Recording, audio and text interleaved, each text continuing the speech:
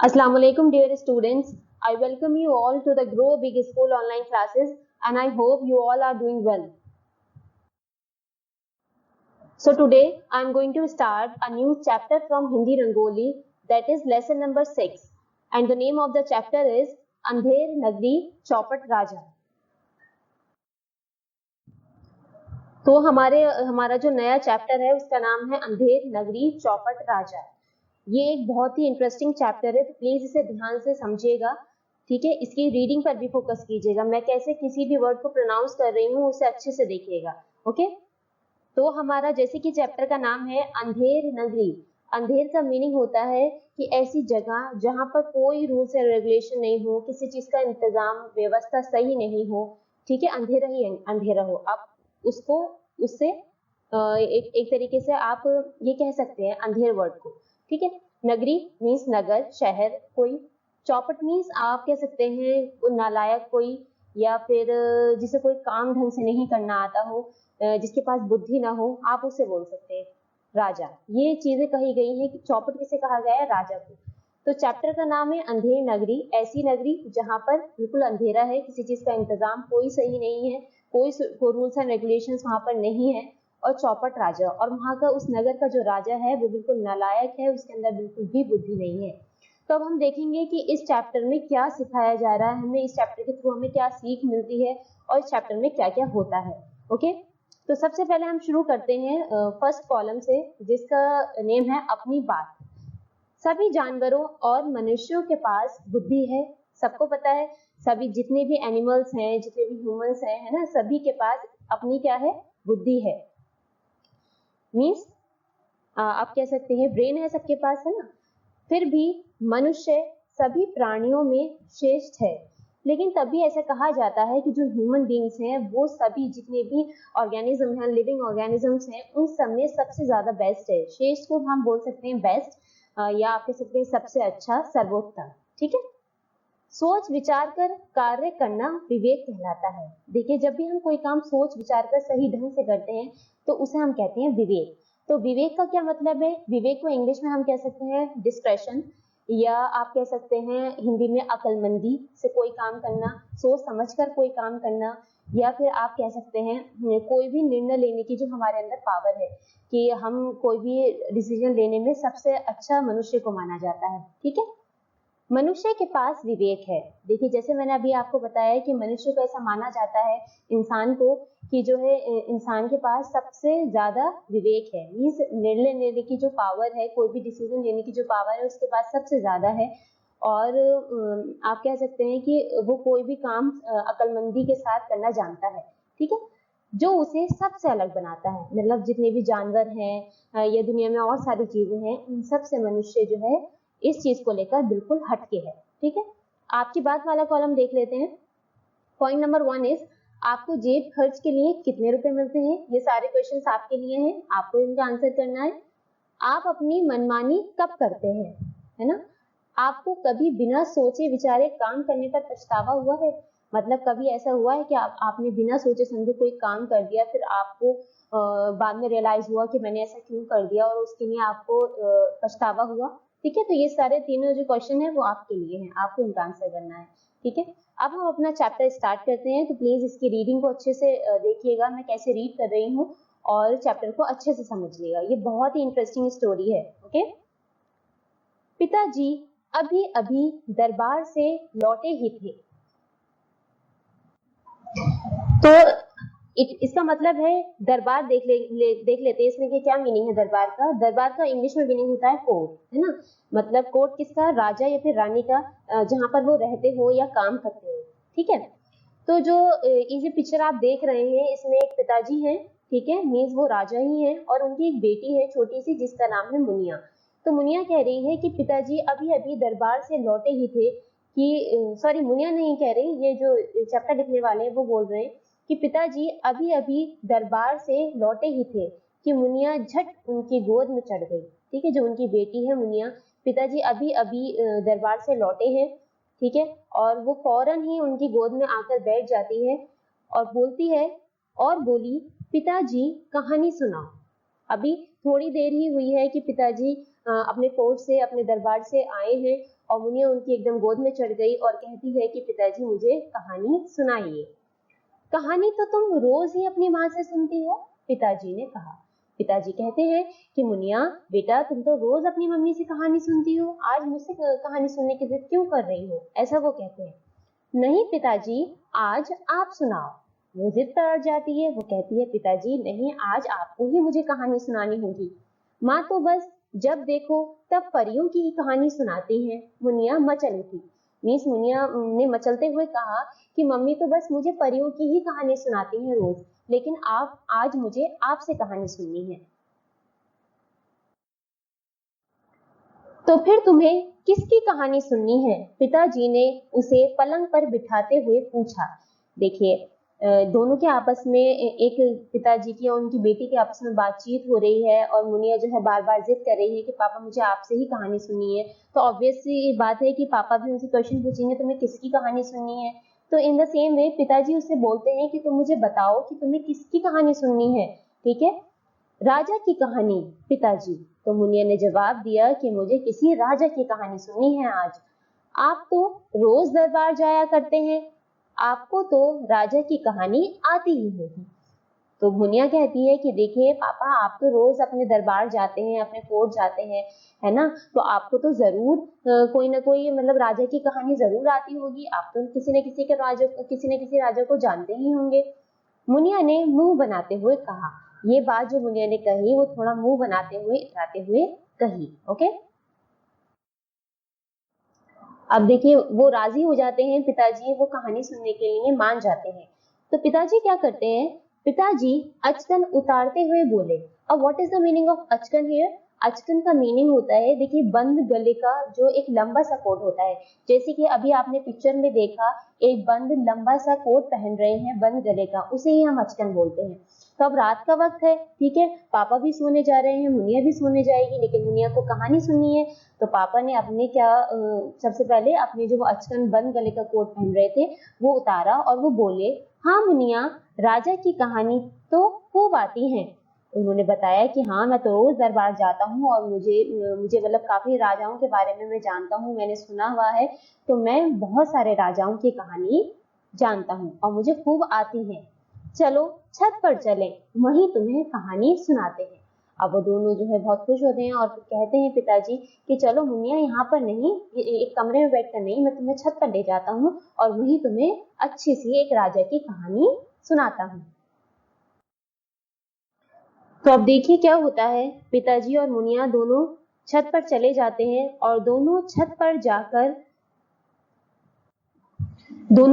जाकर चांद सितारों की छांव में बैठ गए। देखिए रात का वक्त है, एक पिताजी अपनी बेटी को कहानी सुना रहे हैं और आसमान में इतने चांद सितारे हैं, है ना, तो वो दोनों जो है उसकी चांद सितारों की जो छांव है उसमें छत पर जाकर बैठ जाते हैं।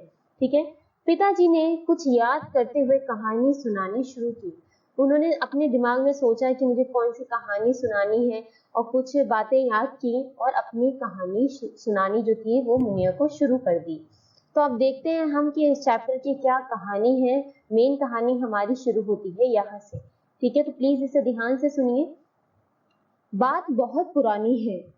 एक गुरु और उसके साथ कुछ चेले तपस्या करने हिमालय की ओर जा रहे थे। जैसे कि आप पिक्चर देख रहे हैं, राजा कहते हैं कि एक बहुत पुरानी बात है, बहुत समय की बात है। एक गुरु थे, है ना, और उनके चेले जो हिमालय की ओर किसी तपस्या के, तो वो गुरु और जो उनके साथ कुछ चेले थे वो तपस्या करने के इरादे से हिमालय की ओर जा रहे थे। तपस्या करने का मतलब आप ये बोल सकते हैं कि जैसे कोई अपनी मन की शांति के लिए, जैसे हम कभी कभी चाहते हैं कि हम थोड़ी देर अकेले में बैठे, ठीक है, जिससे कि हमारा मन जो है थोड़ा शांत हो जाए, तो उस चीज के लिए भी आप कह सकते हैं। या फिर तपस्या का एक मतलब ये भी होता है कि जैसे आप सफलता पाने के लिए कठिन तपस्या करते हैं, है ना, कठिन परिश्रम करते हैं, तो उसे भी हम बोल सकते हैं। लेकिन यहाँ जो मेन सेंस तपस्या का आया है वो आया है कि मन की शांति के लिए कुछ देर एकांत में बैठना, मीन्स अकेले में बैठना। तो एक बार जो गुरु थे और उनके कुछ चेले थे वो हिमालय की ओर तपस्या करने के इरादे से जा रहे थे। ठीक है, रास्ते में जब वे थक गए तो एक नगर में विश्राम करने के लिए रुक गए। तो जब वो इतना लंबा लंबा चल रहे थे, है ना, जा रहे थे, पूरे नगर में वो घूम चुके थे, फिर उन्होंने सोचा कि जो है अब हम बहुत थक गए हैं और क्यों ना हम इस नगर में थोड़ी देर विश्राम कर लें। विश्राम का मीनिंग होता है आराम करना, ठीक है। तो वो वहां उस नगर में थोड़ी देर के लिए आराम करने के लिए रुक जाते हैं।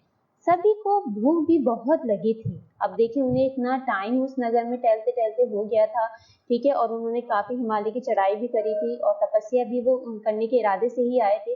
तो सभी को बहुत ज्यादा जो है भूख लगने लगी, ठीक है। गुरु ने एक चेले को बाजार से कुछ सामान लाने के लिए भेजा। तो गुरु ने कहा क्यों ना हम सबको भूख लग रही है, हम कुछ खाते पीते हैं, ठीक है, ताकि हम अच्छे से अपनी जो हम तपस्या करने के इरादे से आए हैं उसे भी अच्छे तरीके से कर सकें। तो उन्होंने अपने जो उनका एक चेला था उसे कहा कि तुम जाओ बाजार से कुछ खाने का सामान ले आओ। बाकी चेले खाना बनाने की तैयारी करने लगे। अब जो बाकी जो चेले बचे थे उन्होंने सोचा कि चलो जो एक हमारा दोस्त जो चेला है वो गया है सामान लेने के लिए, इतने हम खाना बनाने की जो प्रिपरेशन हमें करनी है वो हम कर लेते हैं। कोई लकड़ी बीन कर लाया तो किसी ने ईंटों का चूल्हा तैयार किया। तो देखिए काफी सारे चेले थे, किसी कोई लकड़ी बीन कर लाया ताकि चूल्हा जले, है ना, और इतने में वो जो दूसरा चेला जो बाजार गया है वो सब्जी ले ही आएगा, फिर हम इसी चूल्हे पर अपनी जो भी सब्जी वगैरह होगी पकाएंगे और खाएंगे। अब सभी सामान आने का इंतजार करने लगे। बहुत देर हो गई, जो चेला सामान लेने के लिए गया था वो अभी तक वापस ही नहीं आया और सभी लोग इंतजार करते करते थक गए। थोड़ी ही देर में चेला बदहवास हालत में दौड़ता दौड़ता वापस आया। अब देखिए थोड़ी देर हो गई तो क्या हुआ, थोड़ी देर के बाद वो जो चेला बाजार सामान लेने के लिए गया था वो आया, और वो कैसी हालत में आया, बदहवास। देखिए बदहवास यहाँ पर जो है मीनिंग है बौखलाया हुआ, है ना, थोड़ा। तो बौखलाया हुआ वो थोड़ा दौड़ता दौड़ता वापस आया। हाफते हाफते उसने बताया, गुरुजी, ये नगर तो बड़ा ही अजीब है। उसने कहा, वो थोड़ा बौखलाया हुआ सा था, थोड़ा सा गुस्सा आ रहा था और वो बोला कि गुरुजी ये नगर तो बहुत, ये शहर जो है वो बहुत ही अजीब सा है, अनोखा सा है। बिल्कुल अजीब नहीं, बिल्कुल अलग सा है। यहाँ तो चारों ओर सन्नाटा है। उसने बताया कि गुरुजी यहाँ तो किसी चीज का नामो निशान नहीं है और चारों तरफ सन्नाटा छाया हुआ है। सन्नाटा मीन्स, सन्नाटा को आप कह सकते हैं चुप्पी है, बिल्कुल सुनसान होती है ना, जैसे बिल्कुल किसी चीज की आवाज नहीं होती, ऐसा वहां पर हो रहा था। लग ही नहीं रहा था कि यहाँ पर लोग रहते हैं। सारे बाजार, चौक, गलियां और रास्ते खाली पड़े हैं। मतलब उस नगर में जितने भी बाजार थे, चौक थे, गलियां थी, रास्ते थे, वो सभी खाली हैं। वहां पर ना कोई लोग दिखाई दे रहे हैं और ना ही किसी चीज का ठेला है ताकि वो सामान ले आए, ना ही कोई शॉप खुली है। ये सब चीजें उसने अपने गुरुजी को आकर बताई। दूर दूर तक कोई आदमी नजर नहीं आ रहा। उसने बताया कि गुरुजी ये तो नगर बहुत ही अजीब है। यहाँ तो ना कोई आदमी नजर आ रहा है, ना कोई दुकानें खुली नजर आ रही हैं। सारी गलियां, रास्ते सब खाली पड़े हैं और चारों तरफ सुनसान का माहौल है। अब देखिए ये सारी बातें जो चेले ने गुरुजी को बताई और बाकी जो चेले थे वो सभी उस चेले की बात को बहुत ध्यान से सुन रहे थे। तो चेले की ये सब बातें सुनकर सभी हैरान हो गए, ठीक है। सोचने लगे कि ये कैसा नगर है जहाँ दिन में कोई दिखाई नहीं देता। उन्होंने सबने सोचा कि अभी तो दिन का वक्त है, ऐसा भी नहीं है कि रात हो रही हो कि चलो सब अपने अपने घर चले गए, सारी दुकानें बंद हो गई, ऐसा भी नहीं है। दिन का वक्त है तो सारे लोग नजर आने चाहिए थे ना, गली में, रास्ते में, दुकानें भी खुली होनी चाहिए थी। लेकिन ये कैसा नगर है, कैसा शहर है कि जहाँ दिन में कोई भी नहीं दिखाई दे रहा। उन्हें वहां से जाता हुआ एक आदमी दिखाई दिया, ठीक है। तभी वो सब ये बातें अभी कर ही रहे थे, तभी उन्हें एक वहां से गुजरता हुआ आदमी दिखाई देता है। पूछने पर उसने बताया कि यहाँ लोग दिन में सोते हैं और रात को काम करते हैं। तो जब गुरुजी परेशान थे, गुरुजी ने उस आदमी से पूछा कि भाई ऐसा क्या है यहाँ पर कि यहाँ तो कोई आदमी ही नहीं नजर आ रहा है और ना ही कोई दुकानें खुली हैं, कुछ भी ऐसा नहीं हो रहा, क्या बात है आखिर। तो उस आदमी ने बताया कि यहाँ पर लोग जो हैं वो दिन में तो सोते हैं और रात को काम करते हैं। इट मीन्स जो चहल पहल आपको बिल्कुल भी नजर नहीं आ रही, वो कोई आदमी आपको नजर नहीं आ रहा, वो इस वजह से है कि इस शहर के लोग दिन में तो सो जाते हैं और रात को अपना सारा काम करते हैं। देखिए कितनी अजीब सी बात थी इस शहर की, है ना। अब जब ये बात गुरु जी को पता चल गई कि ये तो बड़ा अजीब सा शहर है, तो वो तो ऑब्वियस सी बात है कि यहाँ बिल्कुल भी नहीं रुकना चाहेंगे। तो उन्होंने ये सारी बातें सोचते हुए क्या कहा, ये देखिए, गुरु जी ने कुछ सोचते हुए आदेश दिया। मीन्स उन्होंने कुछ सोचा, इस सब की जो बातें उस आदमी ने बताई कि लोग दिन में सोते हैं और रात को काम करते हैं, इन सब बातों को सोचा और उसने फिर आदेश दिया, मीन्स ऑर्डर दिया, हमें यहाँ एक क्षण भी नहीं रुकना चाहिए। क्षण मीन्स एक पल भी, फॉर अ मोमेंट, एक मोमेंट के लिए भी हमें यहाँ पर नहीं रुकना चाहिए। यहाँ सब उल्टा पुल्टा होता है। देखिए ऐसा कहाँ होता है कि दिन में जो लोग सोते हो और रात में जो है लोग काम करते हो, ऐसा तो कहीं नहीं होता। जो उसूल है वो तो यही है ना कि दिन में हम लोगों को काम करना है और रात अल्लाह ने सोने के लिए बनाई है। लेकिन यहाँ जो है बिल्कुल सब उल्टा पुल्टा है, इसलिए हमें यहाँ पर एक पल भी नहीं रुकना चाहिए। अतः यह मूर्खों की नगरी है। उन्होंने कहा, गुरुजी ने, मुझे तो लगता है कि इस नगर में सारे ही लोग बेवकूफ हैं, पागल हैं, सभी मूर्ख हैं, यहाँ रहना ठीक नहीं है। उन्होंने कहा गुरुजी ने कि हमें यहाँ एक पल भी नहीं रहना और यहाँ पर रुकना सही भी नहीं लग रहा मुझे। पर सारे चेले इतने थके हुए थे कि वहां से हिलना तक नहीं चाहते थे। लेकिन देखिए उन्होंने जो है इतनी देर तक तपस्या की थी हिमालय पर जाकर, ठीक है, तो सभी बहुत ज्यादा थक गए थे और इतनी ज्यादा वो थके हुए थे कि वो मतलब ये सोच ही नहीं सकते थे कि हम यहाँ से उठकर कहीं जाएं, अब फिर दोबारा से हम चलना शुरू कर दें। वो इतने ज्यादा थक गए थे कि उनके लिए वहां से हिलना बिल्कुल नामुमकिन सा हो रहा था और वो हिलना ही नहीं चाह रहे थे। ठीक है, आखिर में ये तय हुआ कि कल भोर होते ही वे सब वहां से निकल चलेंगे। तो जब उन सब चेलों ने गुरुजी से कहा कि अब तो हमारे अंदर बिल्कुल भी चलने की हिम्मत नहीं है, हमने कुछ खाया पिया भी नहीं है अभी तक, तो आखिर में जो है गुरुजी ने ये डिसाइड करते हैं गुरुजी कि चलो अच्छा कोई बात नहीं है, कल भोर होते ही, भोर मीन्स सुबह होते ही हम सब लोग यहाँ से निकल जाएंगे, मीन्स चले जाएंगे। ठीक है, रात होते ही नगर में चहल पहल शुरू हो गई। अब देखिए वो तो रुक ही गए थे, चाहे उन्हें मजबूरी में रुकना पड़ा हो। अब देखिए रात का वक्त आया तो उन्होंने देखा कि नगर में चहल पहल शुरू हो गई, सब लोग इधर उधर जाने लगे, अपने अपने कामों में लग गए। ठीक है, गुरु के साथ चेले भी नगर घूमने निकल पड़े। अब देखिए गुरु भी जा रहे थे कि देखते हैं इनके वहां रात में क्या होता है, कैसा मामला रहता है। तो गुरु और उनके चेले दोनों नगर में घूमने के लिए चल पड़े। वे सभी ये देखकर हैरान हो गए कि वहां सभी कुछ एक टके में मिलता है। अब उन्होंने जब देखा सारी दुकानें भी खुली हुई थी और देखिए जैसे आपको पता है उन सब लोगों को इतनी ज्यादा भूख लग रही थी, गुरु को भी और सारे जितने भी चेले थे उन्हें भी। तो उन्होंने इस चीज को नोटिस किया कि वहां पर जो है सभी चीज एक टके में मिल रही थी। एक टके में मीन्स 1 रुपए में। ठीक है, चाहे रबड़ी लो चाहे बादाम, सभी माल 1 टके में। तो देखिए जैसे आवाज नहीं लगाते लोग कि चाहे रबड़ी ले लो बादाम ले लो, सभी 1 टके में मीन्स 1 रुपए में। तो ये सब आवाजें उन्हें आ रही थी कि सारा माल जितना भी है वो सब कितने रुपए में मिल रहा था, 1 रुपए में, चाहे वो बादाम हो चाहे रबड़ी हो। और हालांकि ये चीजें तो कितनी महंगी होती है, 1 रुपए में तो ये चीजें नहीं मिलती, लेकिन उस शहर का उसूल यही था। चांदी का कंगन भी 1 टके में, तो पूरी भाजी भी 1 टके में। चाहे आप देखिए कितनी महंगी चीजें, चांदी की कंगन सोने के कितने महंगे होते हैं, वो भी 1 रुपए में मिल रहे थे। और जो पूरी भाजी हम खाते हैं वो भी 1 टके में मिलती है, 1 टके में मिल रही थी। मीन्स जो सब्जी पूरी हम खाते हैं वो भी 1 रुपए में। तो ये सब चीजें इतनी हैरान कर देने वाली थी उन गुरु को और जो उनके चेले थे। ये सब चीजें देखे वो सब लोग मतलब वो लोग बहुत ज्यादा हैरान हो गए थे कि सभी चीज जो है 1 रुपए में मिल रही थी। अब देखिए चेलों में से एक चेला था कल्लू। देखिए काफी सारे सारे चेले आप पिक्चर्स में देख रहे हैं, तो उन सब में एक चेले का नाम था कल्लू।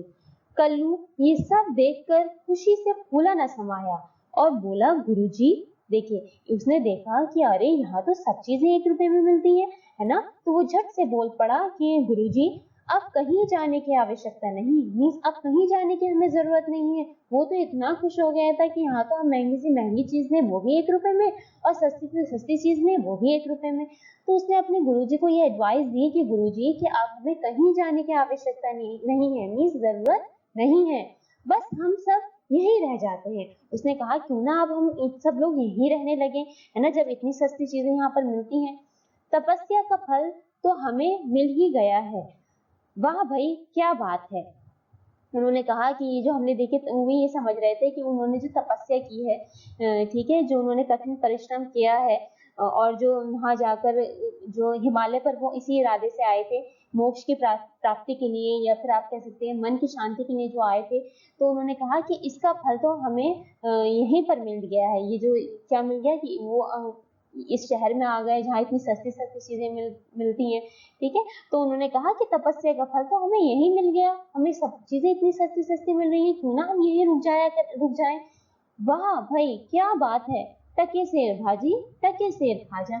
उन्होंने कहा कल्लू ने कि देखिए कितनी अच्छी बात है, 1 रुपए टके सेर भाजी मीन्स 1 रुपए की ही तो भाजी मीन्स सब्जी, भाजी को हम कहते हैं सब्जी, और टके सेर खाजा मीन्स 1 रुपए में खाजा, खाजा का मीनिंग होता है मिठाई, ठीक है। उसने कहा कितनी अच्छी बात है, हम 1 ही रुपए में मिठाई भी ले सकते हैं और 1 ही रुपए में हम सब्जी भी ले सकते हैं, है ना।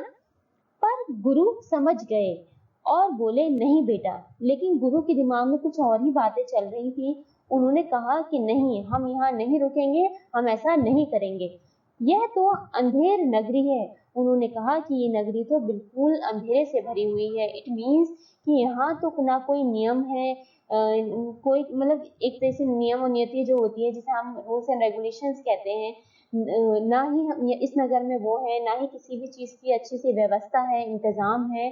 तो ये तो बिल्कुल अंधेर नगरी है, ठीक है। यहाँ का राजा ही चौपट है। उन्होंने कहा जो इस नगर का राजा होगा ना वही चौपट होगा, इसी वजह से तो इस नगर में इतना अंधेरा है, मीन्स न किसी तरीके की सुविधा है, ना ही कोई रूल्स एंड रेगुलेशंस हैं जिसके ऊपर कोई भी नगर चलता है, कुछ भी नहीं है, यहाँ ठहरना ठीक नहीं है।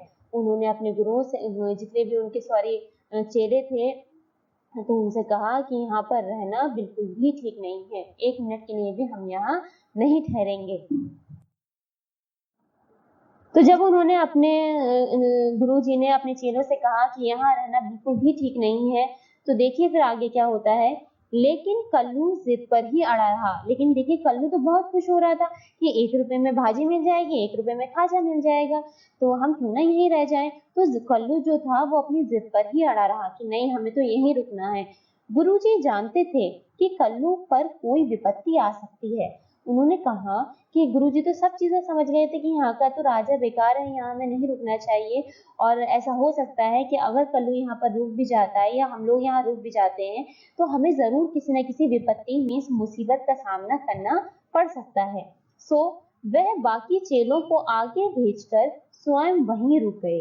उन्होंने कहा कि चलो तुम जाओ, यहाँ कोई नहीं रुकेगा। उन्होंने अपने सारे चेलों को जो है भेज दिया और वो स्वयं मीन्स अपने आप वो वहीं उस नगर में ठहर जाते हैं, रुक जाते हैं। अब तो कल्लू दिन भर खा खा कर मोटा होता गया। तो अब देखिए क्या होता है।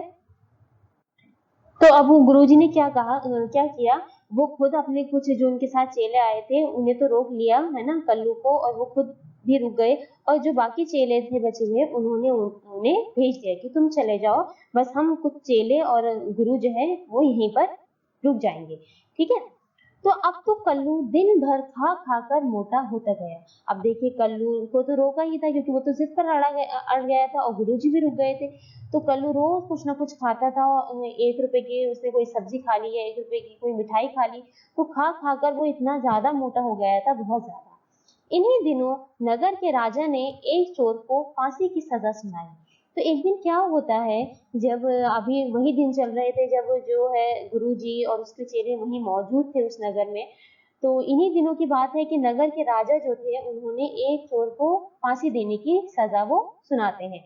फांसी का दिन भी आ गया, पर तभी जल्लाद ने देखा कि फांसी का फंदा तो बड़ा बन गया है और चोर की गर्दन पतली है। तो अब देखिए क्या हुआ, फांसी का दिन आ गया ना, जिस दिन फांसी की डेट डिसाइड की गई हुई कि इस दिन फांसी लगनी है इस चोर को, तो वो दिन आ गया था। पर तभी जल्लाद ने देखा थी कि जल्लाद कौन होता है। जल्लाद वो होता है जो राजा के ऑर्डर पर किसी भी चोर को या कोई भी दोषी व्यक्ति जिसने कोई गुनाह किया हो उसे फांसी देता है, ठीक है, वो होता है जल्लाद। तो उसने देखा कि फांसी का फंदा जो है वो तो बड़ा बन गया है और चोर की गर्दन जो है वो पतली है। अब देखिए क्या होता है यहाँ पर। देखिए ये इस लाइन से ही आपको पता चल रहा होगा कि कितने बेवकूफ लोग इस नगर में रहते हैं। राजा चिंतित हो उठा। अब देखिए राजा भी कितने बेवकूफ है कि वो इस चीज से परेशान हो गए कि फंदा बड़ा है और चोर की गर्दन पतली है ना, ये तो कोई बात नहीं है, हम तो उस फंदे को टाइट कर सकते हैं ना अगर हमें चोर को फांसी लगानी है तो राजा भी इतने बेवकूफ थे, मूर्ख थे, वो चिंतित हो गए, मीन्स परेशान हो गए, टेंशन में हो गए कि फांसी तो आज ही देनी है। उन्होंने कहा कि फांसी मुझे नहीं पता लेकिन आज ही इस चोर को लगनी है। अब क्या हो, राजा ने आदेश दिया कि वे नगर की परंपरा नहीं तोड़ सकते।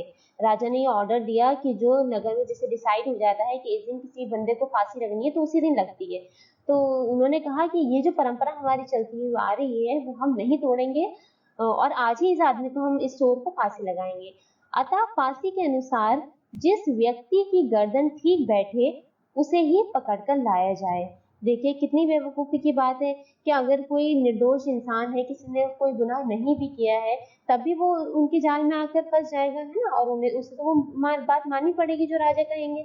तो उन्होंने कहा कि फांसी के अनुसार मतलब जितना फंदा बना हुआ है, जो फांसी का फंदा होता है, उसके अनुसार जिस व्यक्ति की भी गर्दन उसमें फिट बैठ जाएगी उसे ही पकड़कर लाया जाए और फिर उसे ही हम फांसी लगा देंगे। ये देखिए कितना मतलब इस शहर में कितनी ज्यादा आप कह सकते हैं बेवकूफी वाली बातें हुई हैं। तो अब देखिए क्या होता है कि देखते ही देखते राजा के सैनिक गली गली में फैल गए। अब जो देखिए राजा के सैनिक जो थे वो सारे नगर की जितनी भी गलियां थी सब में जाने लगे कि हम देखें कि इस फांसी के फंदे के अकॉर्डिंग किसकी गर्दन जो है इसमें फिट बैठती है।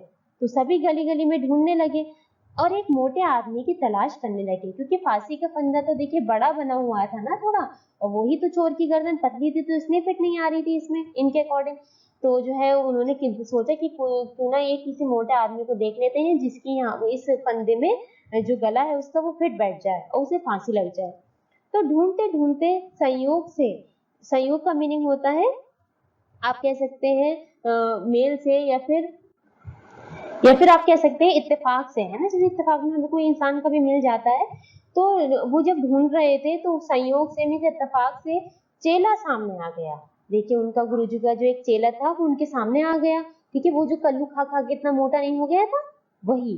तो बस सैनिक उसे ही पकड़ लाया। अब देखिए सैनिक ने सोचा अरे ये तो इतना मोटा आदमी है, इसकी गर्दन तो फिट बैठ जाएगी बिल्कुल उसमें फांसी का जो फंदे में, ठीक है, और उसे ही फांसी लग जाएगी और क्योंकि फांसी तो आज लगनी जरूरी है ना राजे के अकॉर्डिंग।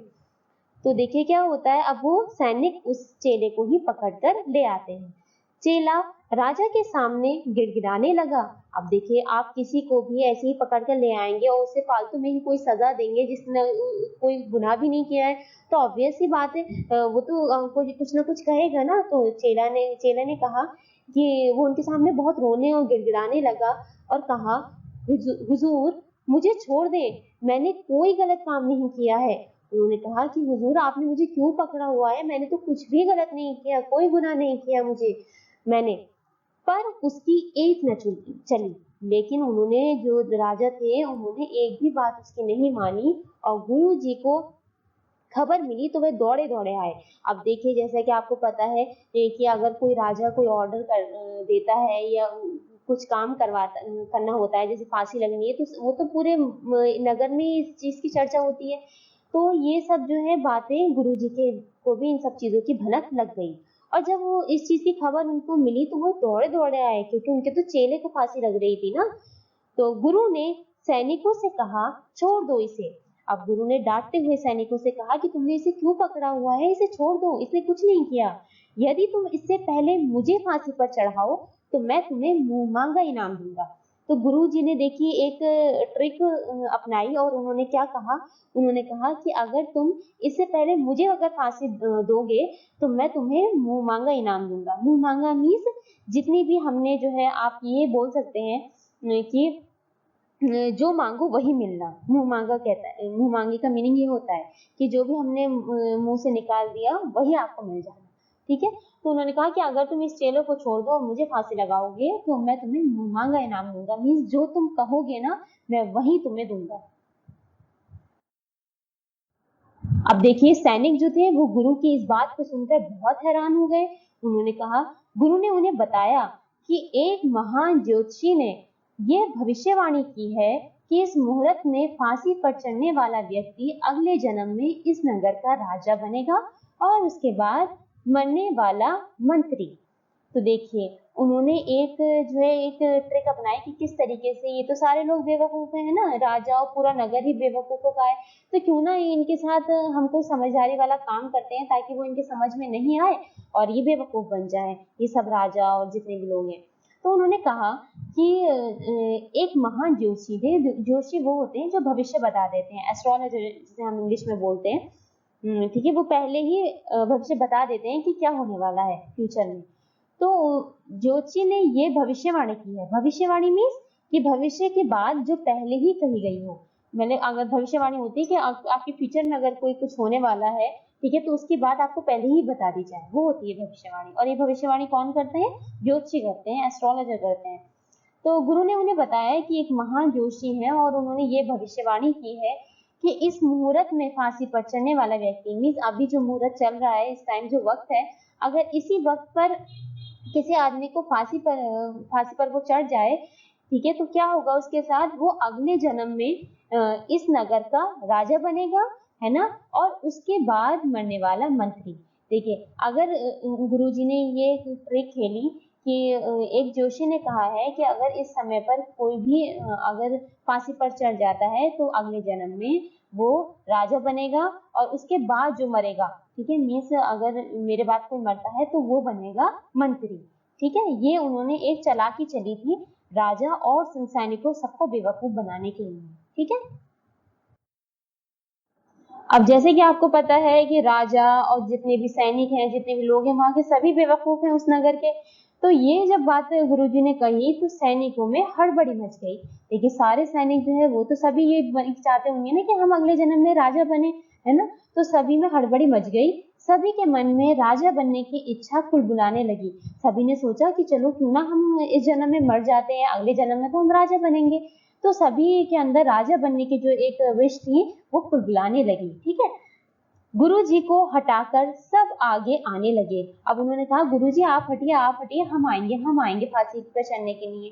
ठीक है, तो शोरगुल और धक्का मुक्की होने लगी और इतने बेवकूफ वो लोग थे कि आपस में वो लड़ने भिड़ने लगे कि हम पहले फांसी पर चढ़ेंगे, हम पहले फांसी पर चढ़ेंगे। उड़ती उड़ती खबर राजा तक जा पहुंची। अब देखिए ये सारी, ये पर्टिकुलर जो फांसी का सीन हो रहा था, यहाँ पर तो राजा मौजूद नहीं थे। तो जो है ये जब ये वाली जो बात थी जो गुरुजी ने अभी अनाउंस की थी कि ऐसा ऐसा होना है, अगर एक जोशी ने ये कहा है कि इस जन्म में जो इस मुहूर्त पर जो फांसी पर चढ़ जाएगा वो अगले जन्म में राजा बनेगा। तो ये जो बात थी वो उड़ते उड़ते किसके खबर जो थी ये वाली, ये राजा तक भी पहुंच गई। अब राजा ने मन ही मन सोचा कि वह ही क्यों ना फांसी पर चढ़ जाए।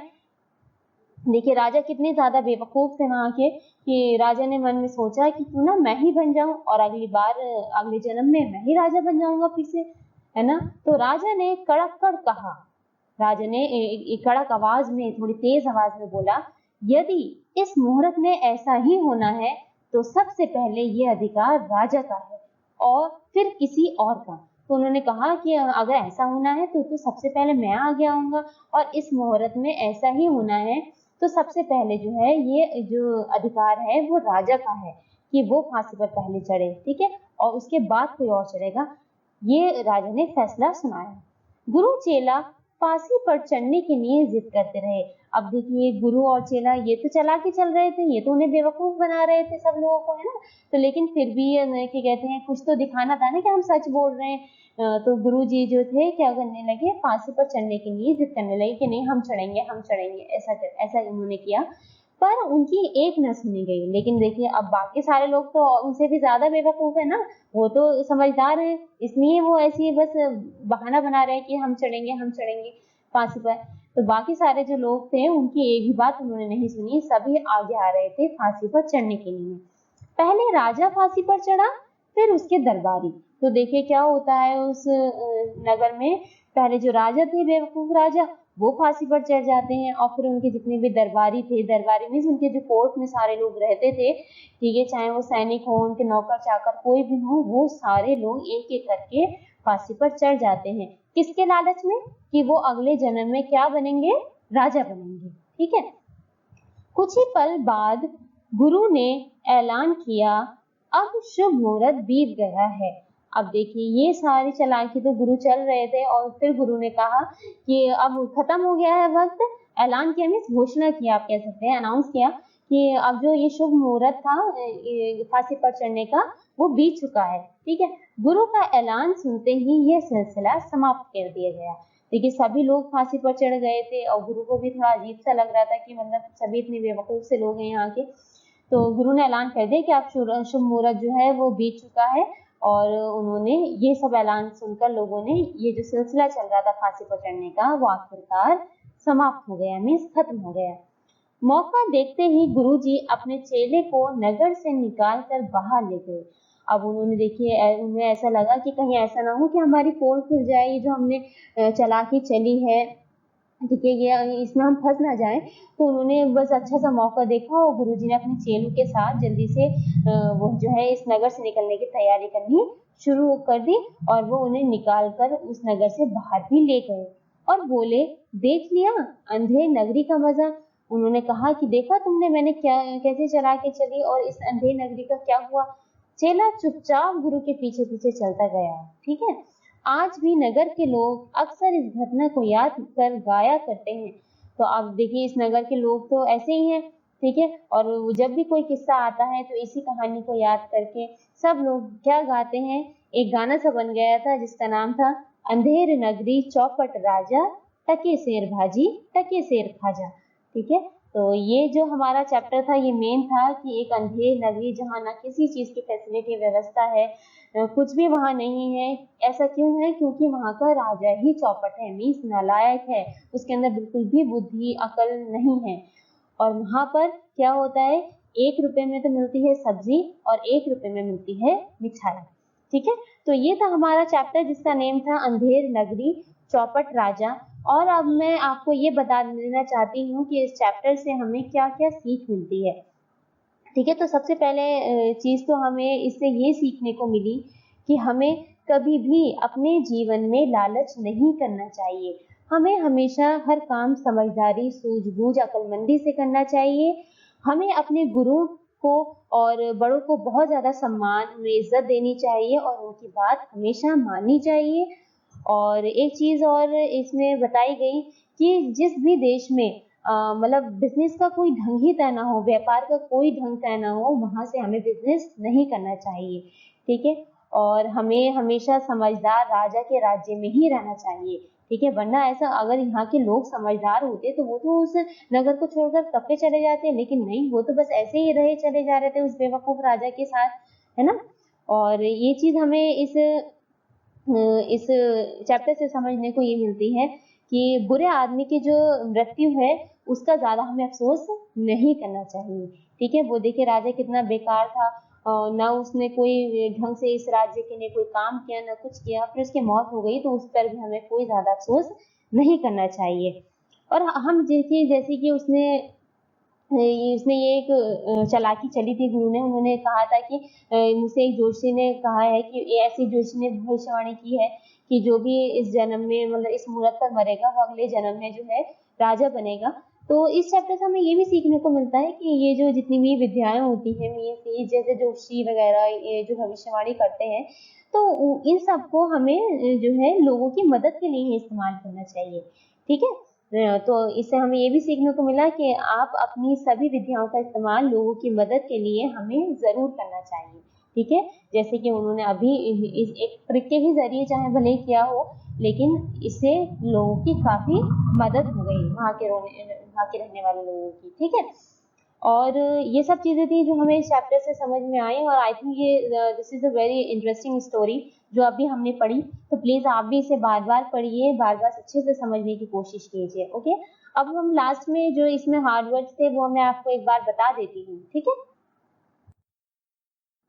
तो इसमें जो डिफिकल्ट वर्ड्स हैं वो थे अंधेर, जिसका मीनिंग था ऐसा स्थान जहां पर नीति नियम व्यवस्था का अभाव हो, मीन्स ऐसी जगह जहां पर कोई भी रूल्स एंड रेगुलेशन ना हो। अभाव मीन जहां पे ये चीज ना हो, जिसकी कमी हो, ठीक है। अभाव का मीनिंग होता है कमी होना। तो जहां पर रूल्स एंड रेगुलेशन ना हो, व्यवस्था मीन्स कोई इंतजाम ना हो, ओके। व्यवस्था मीन्स होता है इंतजाम।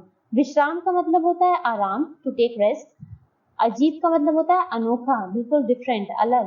क्षण का मतलब होता है पल, मीन्स मूवमेंट। जल्लाद का मीनिंग होता है कि जो राजा के ऑर्डर पर किसी भी जो दोषी व्यक्ति है, दंडित व्यक्ति है, उसको फांसी देने वाला जो इंसान होता है, कर्मचारी होता है, उसे हम बोलते हैं जल्लाद। जोशी कौन होते हैं? एस्ट्रोलॉजर, जैसे मैंने आपको बताया, जो भविष्य बताते हैं, फ्यूचर बताते हैं, ठीक है। ऐलान का मीनिंग होता है घोषणा। अचकन का मीनिंग होता है लंबा बंद गले का जो कोट होता है, जो इस चैप्टर में राजा ने पहन रखा था, वो, ठीक है। और बदहवास का मीनिंग होता है बौखलाया हुआ, मीन्स गुस्से में थोड़ा, ठीक है। और गुस्से में भी कह सकते हैं आप, ये बदहवास उसे भी कहते हैं जिसके अंदर अंदर सोचने समझने की एकदम ताकत खत्म हो जाए, उसे भी आप बोल सकते हैं।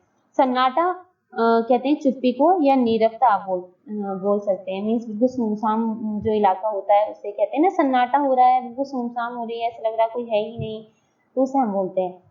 घोर मीन्स होता है सवेरा या सुबह। विपत्ति का मीनिंग होता है मुसीबत, कोई परेशानी, ठीक है। संयोग का मीनिंग होता है मेल, मिलन या इत्तेफाक, ठीक है। जैसे इत्तेफाक से कभी कोई इंसान हमें मिल जाता है, उसे। मुंह मांगा मीन्स जो मांगो वही मिलना, ठीक है। भविष्यवाणी का मीनिंग होता है भविष्य की बात जो पहले ही कही गई हो, मीन्स जो फ्यूचर में होने वाला है उसकी बात हमें पहले ही बता दी गई, आज प्रेजेंट में ही, कि आपके साथ फ्यूचर में ऐसा होने वाला है, वो होती है भविष्यवाणी, ठीक है। Thank you. अस्सलाम वालेकुम वरहमतुल्लाहि वबरकातुहू।